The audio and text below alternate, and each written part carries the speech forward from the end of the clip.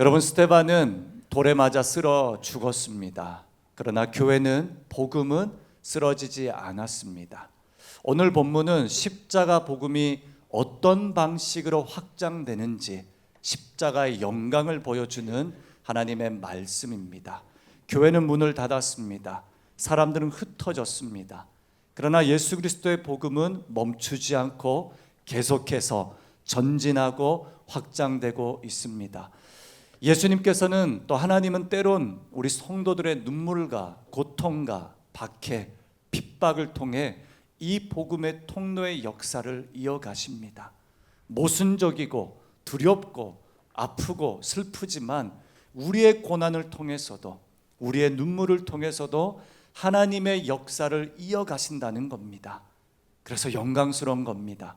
스데반은 오늘 마무리하는 인생, 그 마지막 여정을 보내지만 영광스러운 마지막입니다. 이 사건을 통해 저는 두 가지 질문을 말씀 안에 발견합니다. 두 가지 질문. 첫 번째는 나는 무엇을 바라보며 살고 있는가?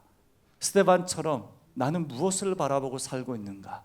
두 번째는 내 삶은 어디로 흘러가고 있는가? 스데반의 마지막 인생의 순간을 묵상하며 나의 인생은 도대체 어디를 향해 흘러가고 있는가 질문합니다.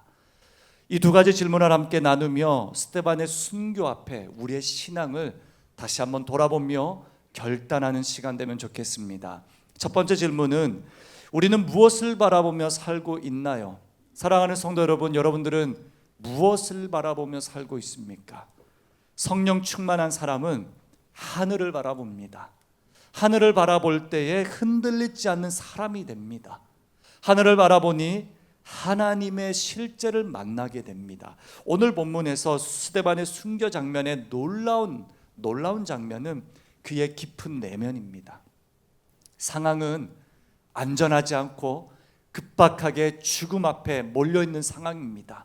그러나 그의 내면은 평강합니다.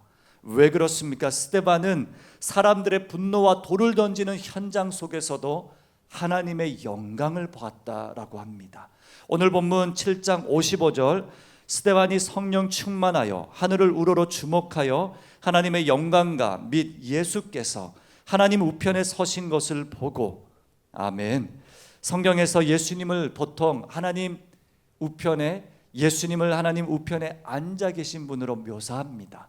히브리서 10장이나 시편엔 하나님 보좌 위에 앉으셨다라고 합니다.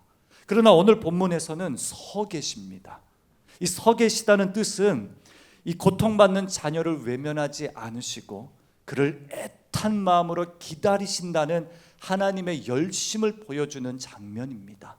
저는 이 본문 안에 돌아온 탕자를 애타게 기다리시는 하나님의 마음, 그 신을 벗고 옷을 제끼고 아들을 향해 뛰어가셨던 하나님의 마음을 발견합니다.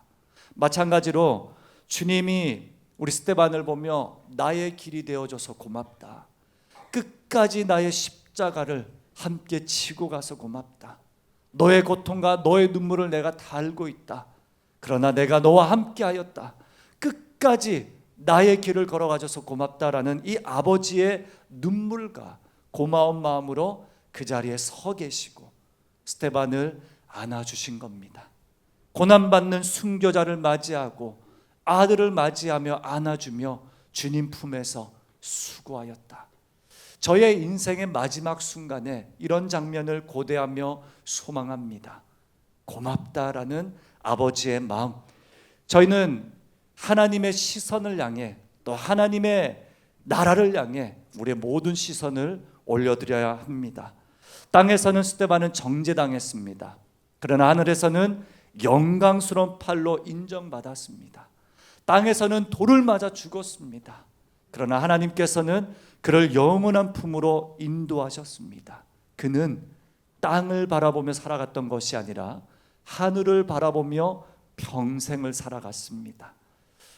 네덜란드의 그리스도인 코리 텐 붐이라는 사람이 있습니다. 2차 대전에 유대인을 숨겨주다가 체포되어 수용소에 끌려간 사람입니다. 이 수용소 관련된 이야기들을 우리가 많이 알고 있습니다. 코리 텐 붐, 이 여자는 젊은 나이에 언니와 함께 수용소에 수감됩니다.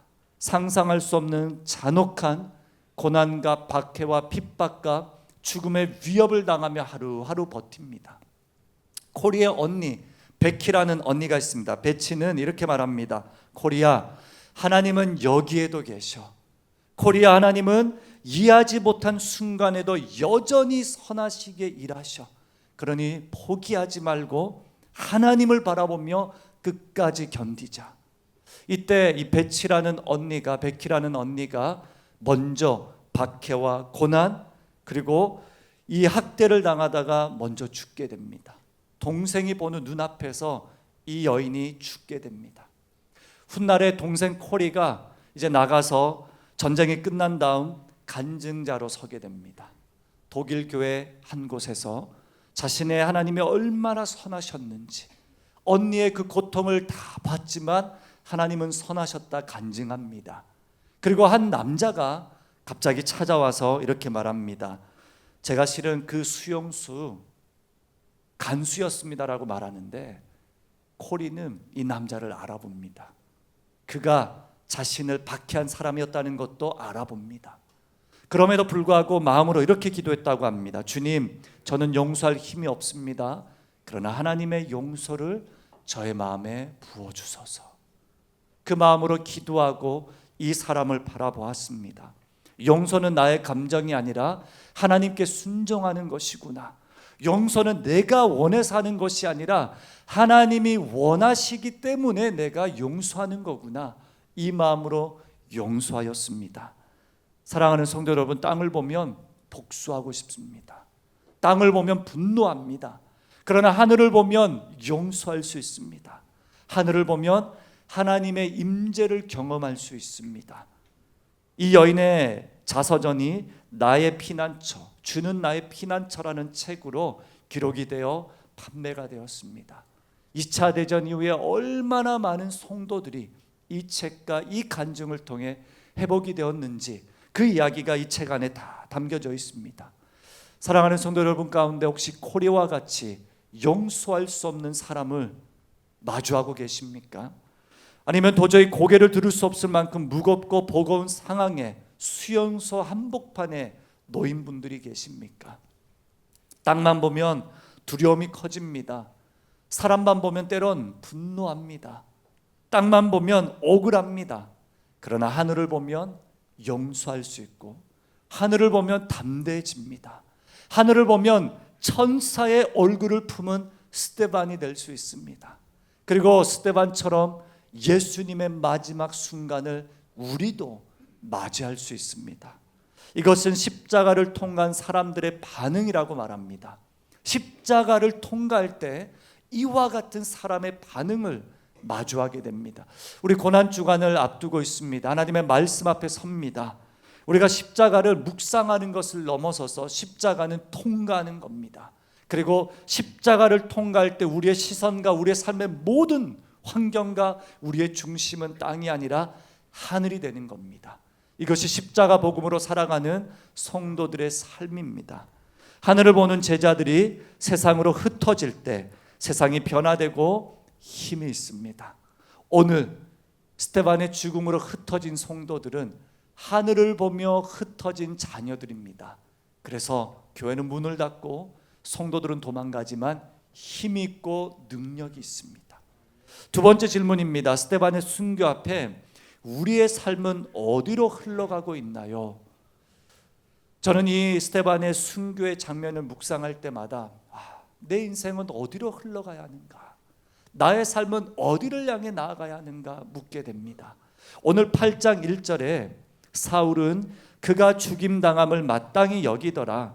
그날에 예루살렘에 있는 교회에 큰 박해가 있어 사도 외에는 다 유대와 사마리아 모든 땅으로 흩어지니라. 겉으로 보면 교회가 무너지고 문을 닫는 것처럼 보입니다. 그러나 이 본문은 신기하게도 8장 1절은 1장 8절의 해답입니다. 하나님이 하나님의 시선으로 하나님의 방향으로 교회가 흘러가게 하신 하나님의 말씀입니다. 1장 8절 어떻습니까? 예루살렘과 온 유대와 사마리아와 땅끝까지 이르러 내 증인이 되리라 하시니라. 아멘. 우리 필리핀 남기 선교팀처럼 정말 척박한 땅입니다. 배를 타야 됩니다. 3시간 4시간 지프니를 타고 갑니다. 그 땅 끝에 복음이 흩어진 흔적들이 있습니다. 왜 그렇습니까? 땅 끝까지 이르러 내 증인이 되리라 하신 하나님의 흐름 속에, 그 흐름 속에 함께 동참한 성도들의 인생 흐름이 있기 때문입니다. 이것을 선교적 역사라고 하고 선교적 삶이라고도 합니다. 그리고 선교의 시작이라고도 합니다. 스데반의 삶은 하나님이 정하신 방향을 따라 흘러갔습니다. 스데반의 순교는 복음을 모든 땅으로 흩어보내는 하나님의 선교가 됩니다. 하나님의 선교는 우리가 어떤 활동을 넘어서는 하나님의 크신 역사를 말합니다. 이 땅 가운데 하나님이 행하신 모든 것들을 우리는 하나님의 선교라고 말합니다. 미시오 데이라고 하죠. 이 하나님의 선교 한복판에 스데반은 함께 기차를 탄 겁니다. 그리고 하나님과 함께 인생을 마무리하고자 평생을 주님의 흐름대로 나아갔습니다. 어떻게 가능합니까? 하나님의 나라를 봤기 때문입니다. 하늘을 보며 살아왔기 때문입니다. 좁고 험하지만 우리가 반드시 걸어야 할 길은 하늘을 바라보며 하나님의 길에, 하나님의 흐름에 함께 나아가는 인생임을 믿습니다. 이 점에서 스데반의 죽음은 예수님의 십자가와 아주 유사하다라고 말씀드렸습니다. 그러나 예수님의 십자가와 그 효력은 차원이 다릅니다. 예수님의 십자가는 구원의 십자가입니다. 구속사의 역사입니다. 사람을 변화시키고 회복시키는 영혼을 차원이 다른 존재로 만드는 능력의 힘입니다. 그러나 스데반의 죽음도 이 십자가를 증언할 수 있다는 것, 이것이 스데반이 위대한 이유입니다. 우리는 예수님의 십자가처럼 누군가를 구원할 수 없습니다. 그러나 우리의 인생은 예수님의 능력의 십자가를 증거할 수 있는 복음의 통로가 될 수 있습니다. 이것이 가장 위대한 삶입니다. 그래서 저는 삶이든 죽음이든 우리의 모든 순간이 복음을 증언하는 삶으로 흐르는 것, 그것이 하나님이 우리에게 원하시는 삶이라고 말씀드리고 싶습니다. 삶이든 죽음이든 하나님이 원하시는 대로 흘러가는 인생, 이것이 능력 있는 삶이라고 말씀하십니다. 초대교회는 예루살렘에서 큰 성장을 이루고 함께 계속 부흥했습니다. 그러나 익숙해져 있었습니다. 하나님이 때로는 고난과 박해를 통해 교회를 움직이십니다. 움직이실 때 사람의 눈으로는 불가피한 흩어짐이지만 하나님의 눈으로는 이 교회와 초대교회는 하나님의 역사 한복판에 함께 흘러가는 것입니다. 그 흘러간 복음의 흔적이 여기까지 임한 것이죠. 스데반이 돌에 맞아 죽습니다. 그 자리에 8장 1절은 사울이 서 있었습니다. 마땅히 여겼습니다. 오히려 더 잔인하게 사람들을 가두어 감옥소에 가둡니다. 그리고 마땅히 여깁니다.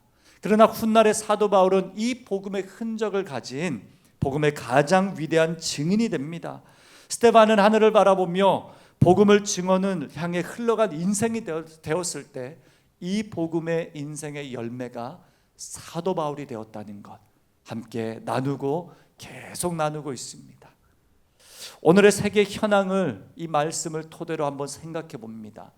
어떤 상황에 있습니까? 지금 중동, 미국, 이스라엘, 이란, 호르무즈 해협 위기, 여러 가지 전쟁의 한복판에서 국제 에너지 가격과 금융 시장에 크게 흔들리고 있고 유가는 이루 말할 수 없게 계속해서 급등하고 있습니다.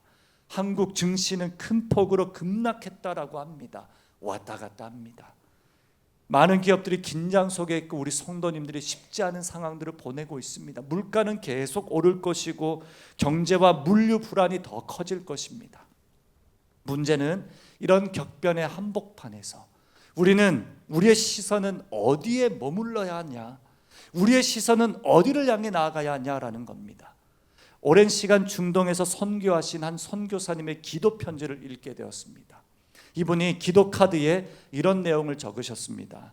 뉴스에서는 신무기의 등장, 드론의 출동, 핵시설 장악, 천궁이라는 대단한 무기, 그리고 수백 명의 사상자 이야기를 전한다. 그러나 이 선교사님이 마지막 기도 카드에 이렇게 적으셨습니다. 그리스도를 알지 못한 채 떠난 영혼들의 죽음으로만 나는 보인다. 한 영혼이라도 더 구원했어야 했는데 다시 전쟁으로 얼룩진 이 땅을 떠나며 마음이 괴롭고 또 괴롭습니다. 어떤 마음입니까? 누군가는 전쟁을 지켜보며 영혼을 위해 눈물을 흘리는데, 누군가는 같은 사건을 보며 어떤 주식 종목이 오르고 있는지 계산합니다. 누군가는 목숨을 잃어가는데, 누군가는 그 죽음 위에서 나의 수익을 상상하며 계산합니다. 제가 교회 오는 길에 한 어르신이 누군가 통화를 하는 걸 엿듣게 되었습니다. 이분이 이런저런 이야기를 하는데 아마 유튜브를 많이 보신 것 같습니다. 이러시더라고요. 야, 드론 그거 하는 회사 있잖아, 많이 오른다더라. 빨리 들어가라. 빨리 들어가. 무슨 말씀인지 아시는 분들은 뉴스를 많이 보신 겁니다. 물론 경제를 읽고 시장을 분석하는 일은 의미 있는 일입니다. 경제 활동을 하는 사람들이 때문이죠. 우리는 그런 일을 해야 됩니다. 그러나 생명의 비극 앞에 욕망이 가장 먼저 움직이는 사회라면 이미 이 사회는 병들어 있는 겁니다. 누군가는 죽음 앞에 영혼을 돌아보는데, 누군가는 죽음 앞에 아무런 감정도 없이 내 종목이 오르겠구나, 드론 회사 대박 나겠구나, 이런 마음으로 살아가는 것 아닌지. 여러분, 요한복음 12장에 마리아와 유다가 등장합니다. 마리아는 자신의 인생의 전부 300데나리온을 예수님의 발자취 앞에 내어드립니다.